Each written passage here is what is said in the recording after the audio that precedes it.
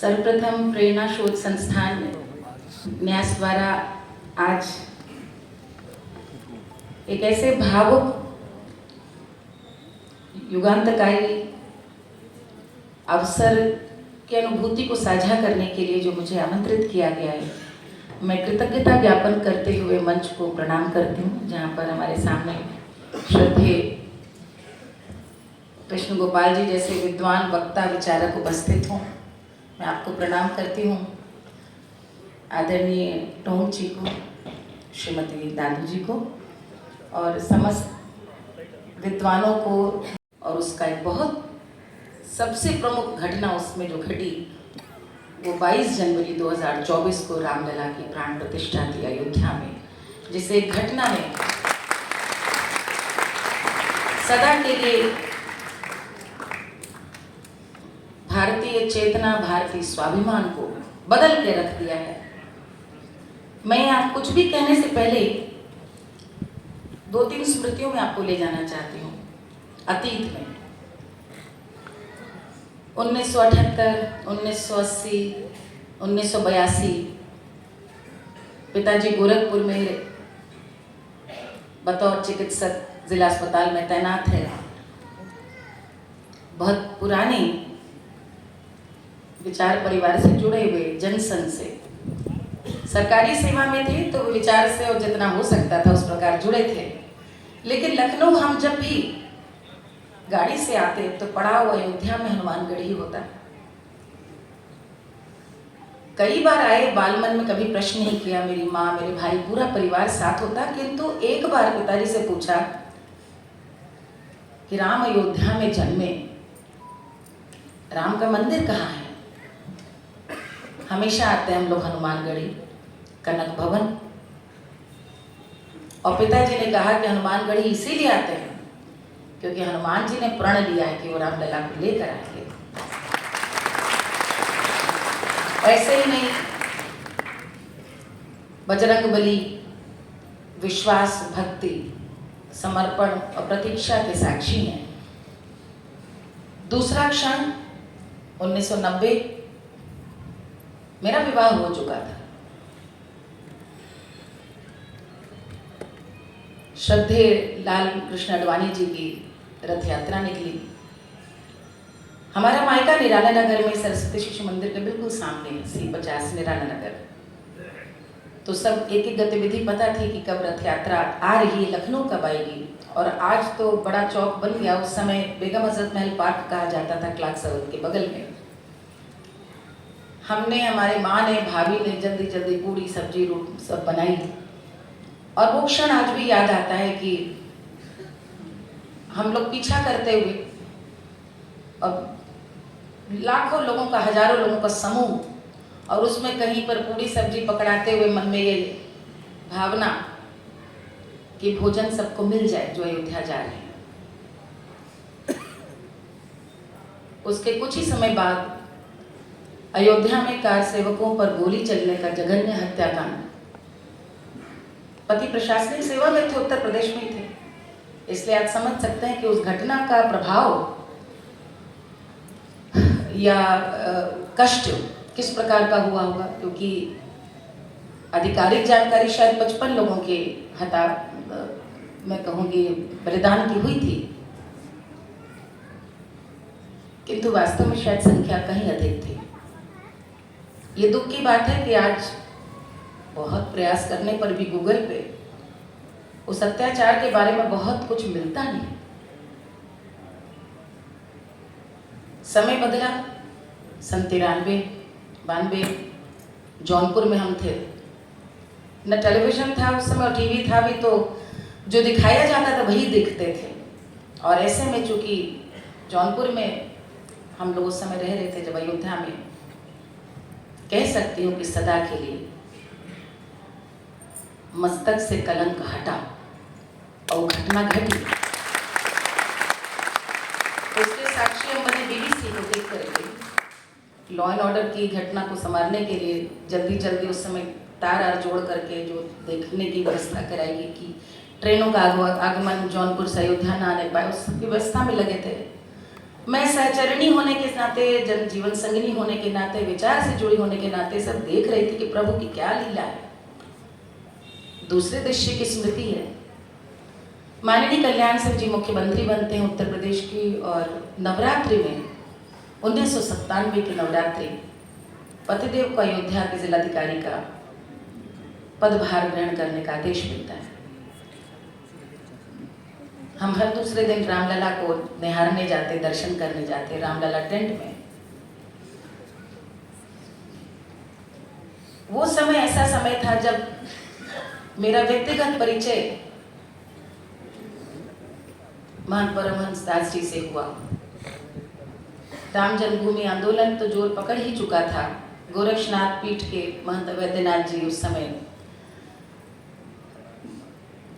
लक्ष्मण दास के लेके हमारे महंत, जितने भी हमारे अयोध्या के संत, और वो समय ऐसा था कि कार सेवक पुरम भी कोई अधिकारी जा नहीं सकता था, परिवार तो छोड़ दीजिए।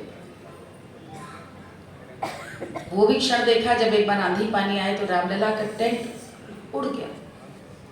यहाँ से जवाब लिख करके लगाया जा रहा है कि पक्की व्यवस्था की जाए, और वहां से यह दृश्य दिखना कि बिटिया को ब्याहने के लिए, कन्यादान करने के लिए हम लोग जजमान बन के बैठे हैं, माता पिता के रूप में मैं और अवनीश। 10 नवंबर 2019 को बिटिया का विवाह है, और 9 तारीख को जिस दिन उसकी लगन चढ़ती है, निर्णय सुप्रीम कोर्ट का आता है, राम मंदिर बनेगा अयोध्या में। कोई आश्चर्य नहीं कि मेरी उस बिटिया का, हमारे दामाद, हमारे नाती का नाम राम है।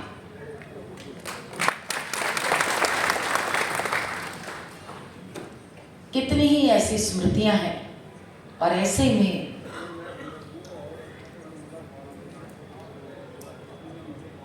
रामलला की प्राण प्रतिष्ठा का न्योता हाथ में आता है।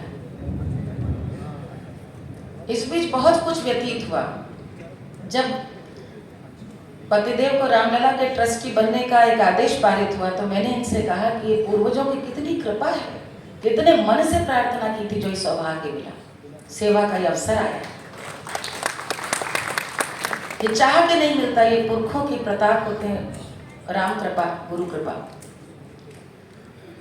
जब न्योता हाथ में लेकर के आए हमारे सभी भाई संघ परिवार से, प्रशांत भाटिया जी,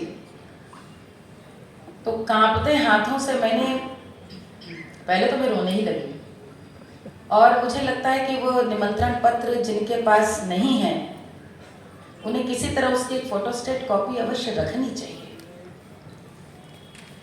आप लोग के सामने क्या बताना, लेकिन किस प्रकार का चिंतन उस निमंत्रण पत्र को निर्मित करने में, सजाने में, व्यक्त करने में बीता है, वो वही जान सकते हैं।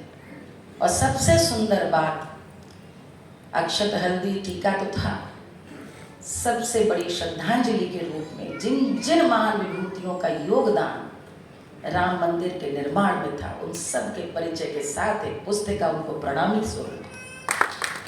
आज का 16 साल का बालक, आज का 8 वर्ष का बालक भी जान सके ये किनकी वजह से हुआ। ऐसे कैसे हमने इतनी लंबी यात्रा यहाँ तक की तय की।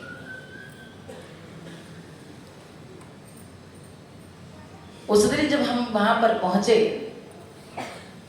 तो मैं आपको, आपने भी एक बताया ही है कि राम भक्त आरंभ से रही हूं। उसका बहुत बड़ा कारण है कि ये रहा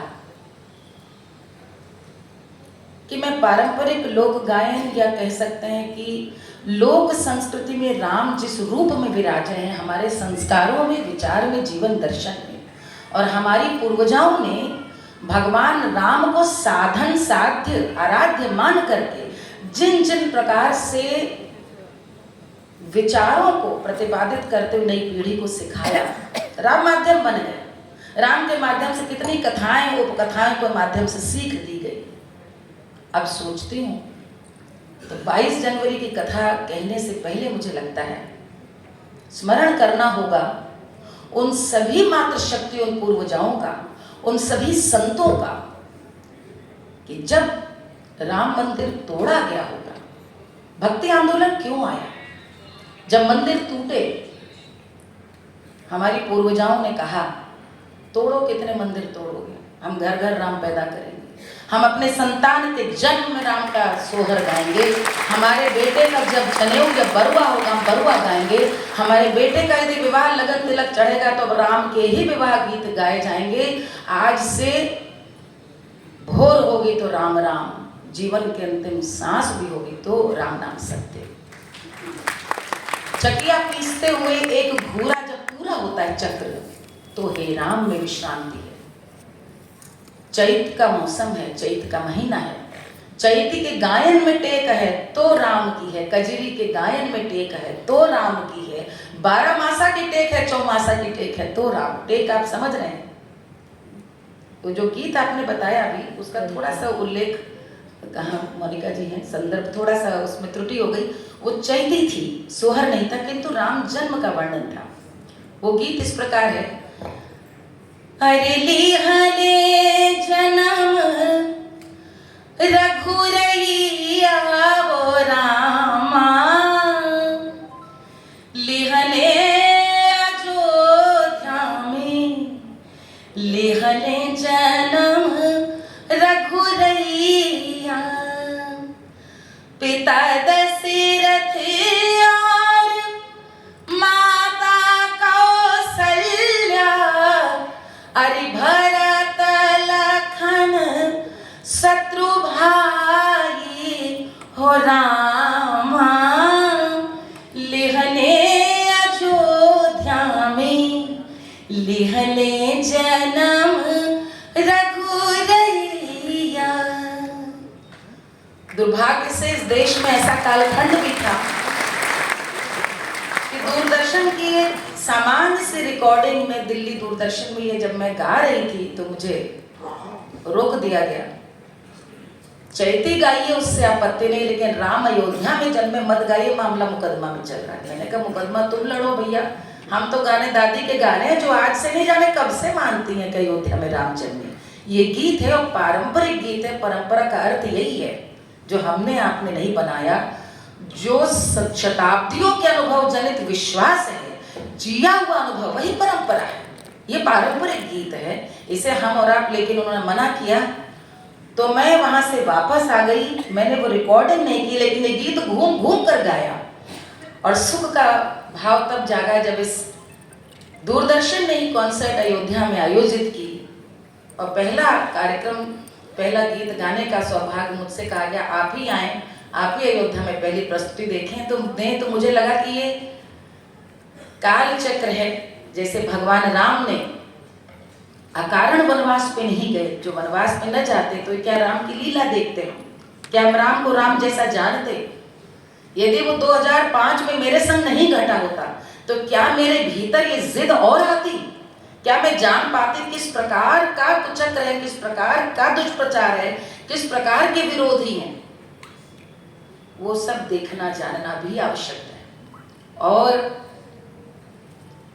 22 जनवरी को, जिस दिन, एक दिन पहले ही वहां पहुंचना था, मैं बस यही कह सकती हूँ कि बहुत सारे गीतों में हम सब लोग गाते हैं कि देवताओं ने आशीर्वाद दिया, सरयू लहर लहराएं, बाजई ढोल दुदुम्भी नगारे। ये गीतों में मैं राम का जन्म का सोहर जाने कब से गाती आ रही, मेरे सारे कार्यक्रम का आरंभ वहीं से होता है। किंतु उस दिन लगा कि साक्षात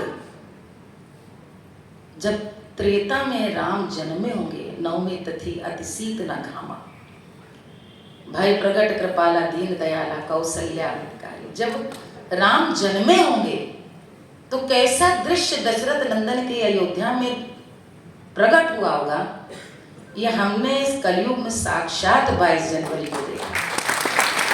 त्रेता उतर आएगा और तो और 21 जनवरी तक ऐसी कपाने वाली, हाड़ कपाने वाली ठंड और कोहरा था कि सरयू मैया के दर्शन नहीं हो रहे थे।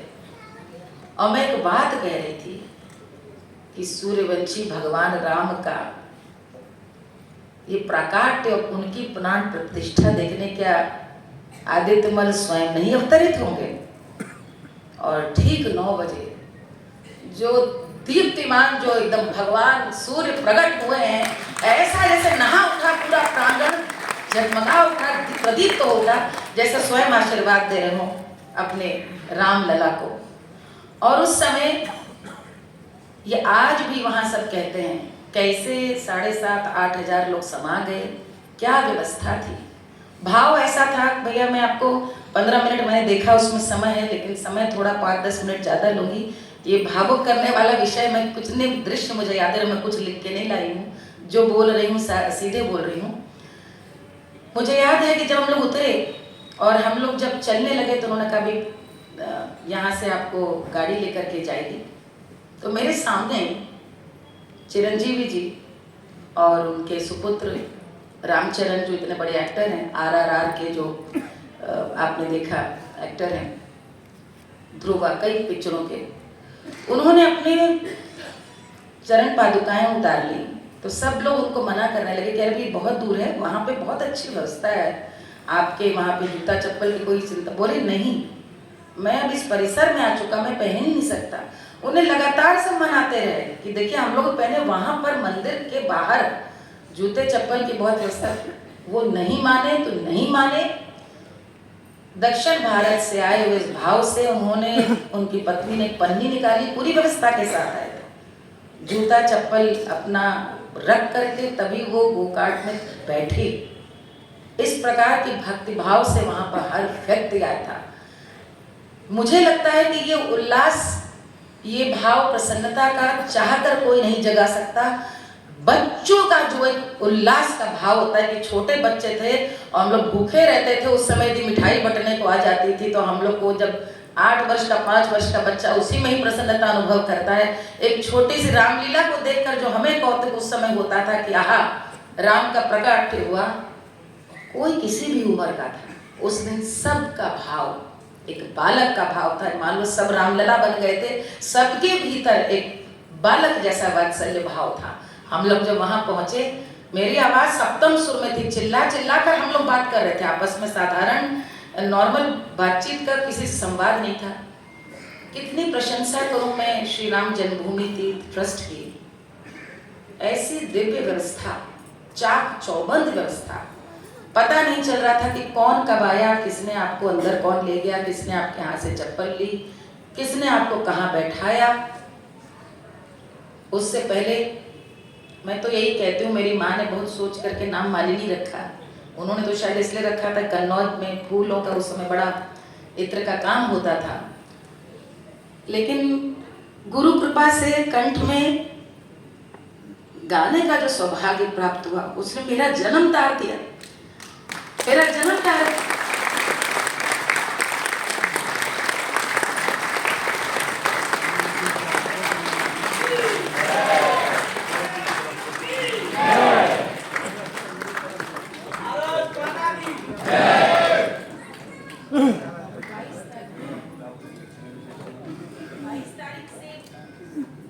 एक दिन पहले रात्रि में 1:30 बजे 1 बजे मुझे फोन आया, आप तो 22 को आ रही। मैंने कहा जी बिल्कुल आ रही हूँ, आपको वहां पर भगवान राम का सोहर 2.5 मिनट में प्रस्तुत करना है।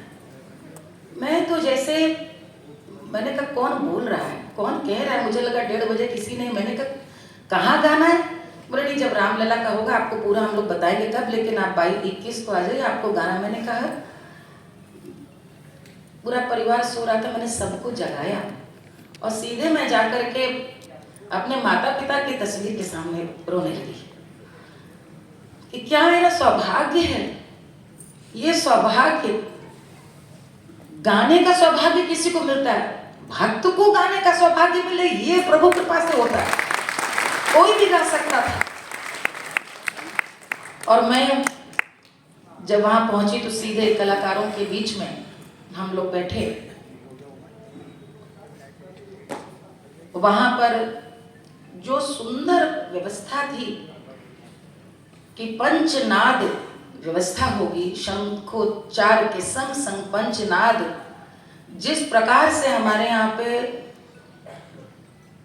प्राण प्रतिष्ठा का जो प्रारूप है, उसमें संगीत का, ब्रह्मनाद का जिस प्रकार का महत्व है, वो उसी परंपरा से पूरे भारत एक अंचल सा एकत्रित करे हुए वहां पर मंगल वाद्य मृदंग, पखावज, ढोलक, घट्टम, तबला, वीणा, विचित्र वीणा, सितार, शहनाई, तार शहनाई, तुतुहुरी, पिपहरी, झांझ, हर प्रकार के मंगल वाद्य और उनके संग आप सुन रहे थे पायो जी मैंने, या राम धुन आप सुन रहे थे। हम लोग भी साथ में बैठे हुए थे, लेकिन साथ में जब गा रहे थे और शंकर महादेवन जी ने, अनुराधा जी ने, सोनू जी ने जब अपना गायन समापन कर लिया, प्राण प्रतिष्ठा चल रही थी, पूजा चल रही थी, हम सब लोग वहां भाव विभोर, जैसे बस ये लग रहा था कि जीवन सफल हो गया। ये क्या वास्तव में हो रहा है? ये घट रहा है हमारे सामने। चारों ओर जैसे फूलों की तरह से भक्त बिखरे हैं।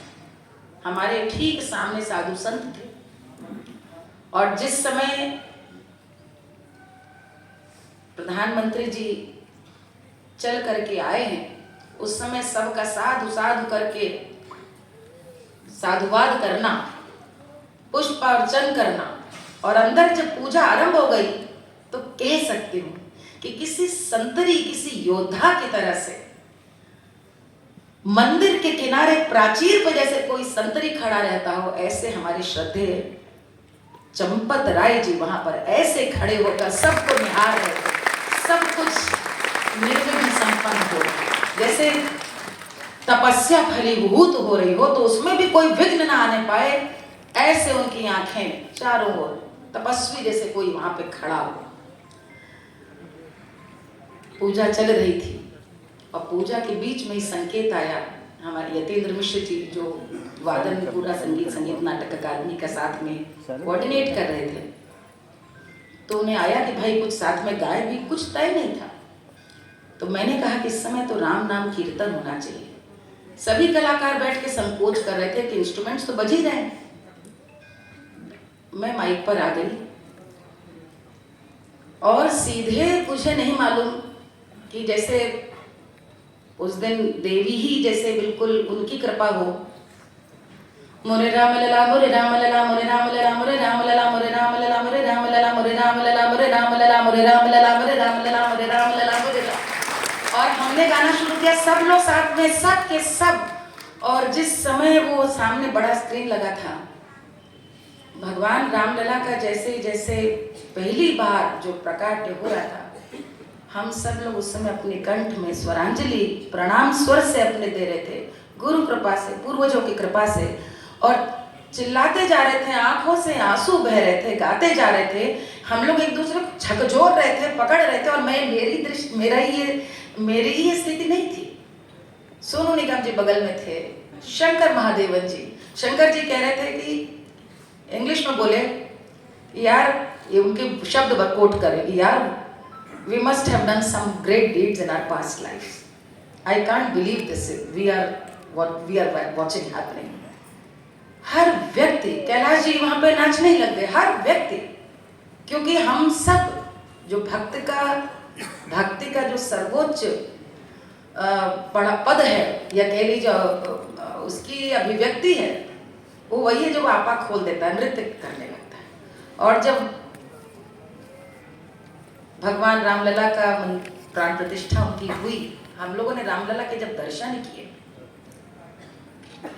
तो ये तो कहने की बात ही नहीं कि ऐसा लगा सारी जो गीत संगीत अभी तक गाते रहे जैसे सब साकार हो चुके थे। जो गोस्वामी जी ने बोला, जो संतों ने कहा, जो हमारी पूर्वजाओं ने गाया, और उनको देखकर मुझे बस एक पूर्वजाओं का गीत याद आया। सखीरी के हो राम के नजर ना लगावे, सखीरी के हो राम के नजर ना लगावे, जग के तारन हार जन्म ले, अरे काला टीका लगावे, सखीरी के हो राम के नजर ना लगावे, सखीर के लगावे, क्योंकि हमारे रामलला को बड़ी नजर लगती है। ऐसी राम को नजर लगी कि राज्याभिषेक होने वाला था, वन चले गए, और जब सुख के दिन आए तो माता सीता वन को चली गई। राम का मंदिर आज 500 वर्ष की प्रतीक्षा के बाद संपूर्ण विश्व में एक ऐसे समाज के शांत और सौम्य, जैसे राम थे उसी आस्था और जीवन दर्शन पे आधारित एक ऐसे सौम्य संघर्ष की गाथा है, जहां हमने प्रतीक्षा कर अपना अधिकार वापस लिया है।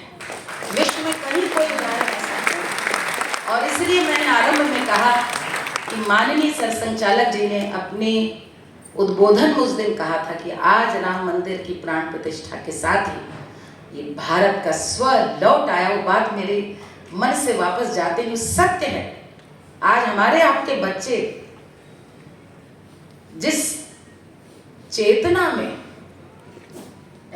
अपना संस्कार ग्रहण कर रहे हैं, जहां वे भगवान रामलला की प्राण प्रतिष्ठा देख रहे हैं, क्या उनको वो 40 साल का भी संघर्ष पता है? जहां मैंने एक छोटी सी बच्ची की कहानी शुरू की जो अपने पिता से कहती कि अयोध्या में तो राम जन्मे थे, मंदिर कहाँ है?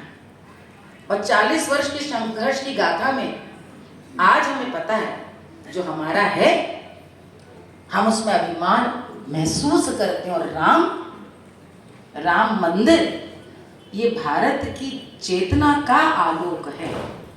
हर व्यक्ति, हर स्त्री जीवन के हर कर्म में जिसने राम को समर्पित कर दिया हो, ये भारत में ऐसे ही राम भारत की सामाजिक इकाई, सबसे सशक्त इकाई, उसके आधार है।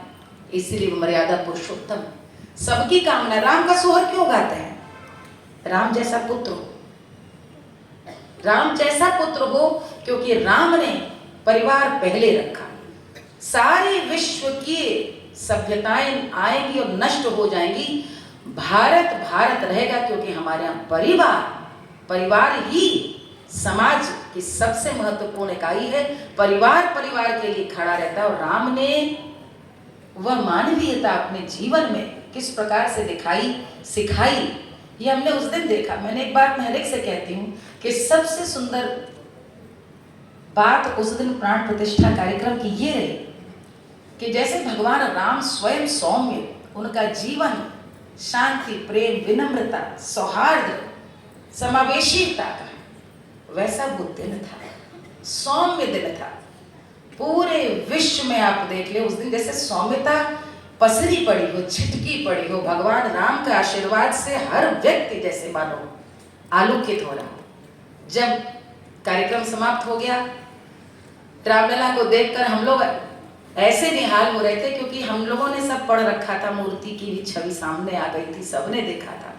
और ये हमने अभी भी पढ़ लिया है कि किस प्रकार से हमारे महान शिल्पी योगीराज जी, वे स्वयं विश्वास नहीं कर पाते कि उन्होंने अपने हाथों से उन्हें गढ़ा, क्योंकि वे वास्तव में अयोध्या में विराज गए, बड़े मन से विराज गए कि जब प्राण प्रतिष्ठा हुई तो वे जीवंत उठे, उनका रूप पूरी तरह से परिवर्तित हो गया। जैसे ही वहां पर से मुझे आज्ञा हुई गाने की, मैंने जो सोहर वहां प्रस्तुत किया, यह सोहर पिछले 40 साल 45 साल से हर दूसरे कार्यक्रम में गाती हूँ। और उस गीत को जब मैं गा रही थी, सारे संत समाज वहां पे नृत्य कर रहा था। आप में से जो वहां विराजमान थे, आपने सबने सुना होगा, राम जी के भइले जनमवा चढ़ो करियाई दर्शनवा, राम जी के भइले जनमवा चढ़ो करियाई दर्शनवा, राजा दशरथ मोहरे लुटावे, अरे बरसत फूल आंगनवा चढ़ो करियाई दर्शनवा, राम जी के भइले जनमवा चढ़ो करियाई दर्शनवा। क्या सुंदर बिंब है कलश का, क्योंकि कलश घर में, हमारे घर कोठरी में हमेशा भरा रहता है। छल के सुख के भरल गगरिया,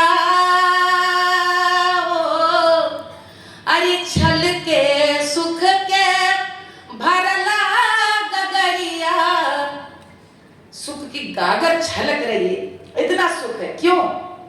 कि राम का जन्म अधर्म के नाश के लिए हो, क्योंकि रावण तो हर युग में होंगे। छल के सुख के भरला गगरिया, अरे मारल जाई रावणवा, चलो करियाई दर्शनवा, राम जी के भइले जनमवा, चलो करियाई दर्शनवा, चलो करियाई दर्शनवा, चलो करियाई दर्शनवा। बोलिए सियावर रामचंद्र जी की। अंतिम बात के साथ समाप्त करूंगी। जब कार्यक्रम संपन्न हुआ, कई दिनों बाद माननीय चंपत राय जी से मिलने गए, तो मुझसे बोले कैसा अनुभव रहा 22 का। हमने कहा लंबा समय चाहती हूँ आपसे कहने के लिए, लेकिन आप बताइए। जब मैं सब बोल चुकी, उन्होंने एक ही बात कही, ये सब कुछ जो हुआ वो सिर्फ इसलिए हुआ क्योंकि जानकी मैया की इच्छा हो गई थी। उस भारत में जहाँ सीता राम है और सियावर रामचंद्र हैं, राम इसलिए श्रेष्ठ हैं क्योंकि सिया के वर हैं, वहां यह मानना कि जानकी जी की इच्छा हुई, इसलिए राम के वहां पे प्राण प्रतिष्ठा हुई। भारत में मात्र शक्ति की इसी प्रकार आराधना होती रहे। हम सब अपने भीतर राम को जागृत करें, राम जैसा होने का प्रयास करें, राम जैसे समाज को, संघ को जोड़ते हुए मानवीय गुणों से भरकर पूरे विश्व को बताएं कि हमारे आराध्य राम क्यों हैं, राम क्यों हमारे संस्कृति पुरुष हैं, क्योंकि उनका पूरा जीवन एक एक कर्म वंदनीय है, हम सब के लिए सीखने वाला है। वंदे मातरम।